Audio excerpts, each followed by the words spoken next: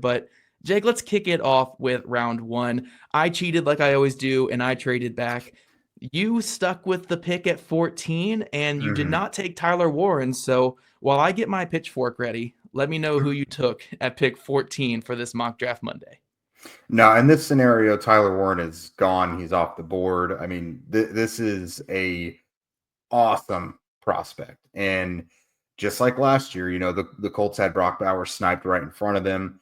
Brock Bowers was obviously incredibly successful, incredibly productive, broke rookie receiving records left and right. So I'm going to go ahead and step out on a limb and say Tyler Warren is going to be gone by the time the Colts are picking. But with that, a position that somehow, despite kind of being its counterpart, is not totally loved yet is safety. So I go with Georgia safety Malachi Starks. Really, really like this guy. He's got pretty much all the traits that make me fall in love with safety prospects ahead of the draft. Really high football IQ, very smart player. Because of that, he can be moved around a bit. You see him, within a game, you see him deep in the box, in the slot, out wide. You see him moved around everywhere. There are really not a lot of holes in this guy's game. He's got good size. He's like 6'1", 205, decent size there. Very willing tackler. He's not like a thumper in the box, but he'll come up and bring a guy down in the backfield because he's very quick at processing things. And we know under this Lou Anarumo defense, the Colts are going to need a really good, really smart free safety. Nick Cross is going to be doing his thing in the box. Really productive tackler. His strong suit is keeping things in front of him. You don't want Nick Cross running all through all zones of the field. So let him do his thing, keeping things ahead of him. Let Starks, be your deep safety and see a broader view of the field. Again, very smart player. I think this is exactly what the Colts need in the secondary. Yeah, Malachi Starks feels like one of the weirdest prospects in this draft because no one's really talking about him when he's like a consensus top 15 guy Yeah. for most people. Because I think people are just kind of bored of him. He's been doing it for so long in the college level that we've been 3-year ready for starter. him. Yeah. Yeah, multi-year starter at Georgia. And, you know, it's not that he's never really taken this big jump in college because he's always been pretty good in Mm-hmm. college. So it's almost like everyone's going to be kind of bored of Malachi Starks, but he's just a solid, good, high upside player that I think makes your Colts defense so much better from day one. I think you would actually want to be a little bit more diverse with your two safety roles if you take someone like Starks, because I'd like to have him in the box a little bit more. Mm-hmm. But I do like the fit. I like just getting a playmaking safety on defense, and I think that's what Malachi Starks is. So, I mean, look, if the Colts stay at 14, Tyler Warren or Malachi Starks are my dream. That's who Mm-hmm. I would take there. In my scenario for my mock draft, both those players were gone. And look, I know I'm gonna say the awful words here, but I traded back. I know everyone is mad about trade backs because you think the blue chip prospects you got to take them at 14, but honestly, there's maybe like 6 blue chip prospects in this draft, and if they go in front of you, what can you do? So I traded back in my mock draft. I traded back with the Broncos. Again, I didn't go super in depth with this trade back. It was just for the Broncos third this year and the Broncos third next year. Again, you could play with actual trades and stuff like that in reality. So the Colts moved back to number 20 in my mock draft, and we took Alabama linebacker Jihad Campbell. Last year, he had 89 tackles, 8 sacks, according to Pro Football Focus, an interception, and the most important stat in the whole entire world, only a 5% missed tackle rate. That's what we're looking for with linebackers here with the Colts, the lowest missed tackle rate possible. But Jihad Campbell, I think, is a fantastic player, and I think the cool thing with him is he's not really a guy that you can just put as an off-ball linebacker and say, okay, he's just a generic off-ball linebacker. He's more of that defensive weapon.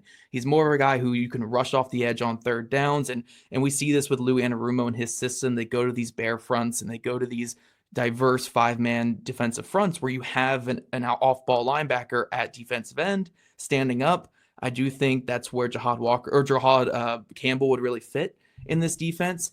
You can have him in coverage over the middle. He's a good coverage player, had that interception last year and a couple pass breakups. And you can just use him as a stunter and a blitzer as well on third downs. Very, very good player there. Also not an undersized linebacker. I know the Colts have traditionally under Chris Ballard liked the 220, 225, 230 pound linebacker. Jihad Campbell was roughly, apparently, like 245, 250 pounds last year, but he moved like a smaller linebacker. Big time thumper, big time run defender, very athletic player, good tackler. I think he's just everything the Colts kind of need next to a player like Zaire Franklin. He's consistent, he's reliable, and he can give you some juice as a pass rusher and as some defensive weapon. So look, if you're moving back in this class and you're picking among like that second or third tier of players in the first round, I think taking a shot on a guy like Jihad Campbell just works. Just get a playmaker on defense. I really came down to Jihad Campbell or Jalen Walker from Georgia, both those off-ball playmaking linebackers that can rush the passer a little bit. I think one of those type of weapons in this Lou Anarumo defense would just be a fantastic fit. Yeah, I like that a lot. And one of the cool things this year is with Lou Anarumo being the new defensive coordinator, I think it opens things up for us a bit more. With Gus Bradley, you kind of had to pigeonhole guys. You needed very specific things. But these multi-talented guys, kind of a diet Micah Parsons type with Jihad here, he's on early downs and stuff. He's going to do some of that traditional off-ball stuff, but I do keep hearing the bear fronts mentioned over and over from Lou Anarumo, whether it's people in the NFL or just, people observing film, like what he's done with the Bengals. Like, this guy will get diverse and mix it up with the fronts. And that's when you bring in that linebacker to put him on the line, and you can still have Zaire Franklin and Jalen Carlies back there. Like, you can do so many things with your linebacker group when you have a guy like Jihaad Campbell there. So I like that a lot. I love that you mentioned his size as well, because it's great to have those multi-talented guys like a Josh Uche from Michigan a few years back, who's very undersized. And guess what? He was very small, and it's just been fine in the NFL. But you got a guy that's 240, 250. Suddenly, he's got a little more juice and has some longevity to him, and is able to actually do some of the things in the NFL that you saw on film him doing in the SEC. So I like that a lot. Really good pick there by you. Yeah, and another thing too with Campbell is just that the thumping ability too. The Colts have not had a linebacker that can actually take on blocks at all from offensive linemen. And even in this scheme, like, they're going to have more two-gapping from the defensive tackles, which frees up the linebackers. But if they have to take on a fullback or a pulling guard, a guy like Campbell can engage that and survive. Unlike what we saw with EJ Speed and with Zaire Franklin last year, those guys are getting washed out. I think a guy like Campbell can take those on and still survive and make a play in the run game. So Campbell just fits really well for me. I really like what he could do in this defense. Maybe it's not the perfect defensive scheme fit for him in terms of just his ability to maximize the NFL, but he does fit this Colts scheme in a good way and gives them a playmaker. So I took Jihaad Campbell at pick 20 in the first round of this mock draft Monday, and Jake took safety Malachi Starks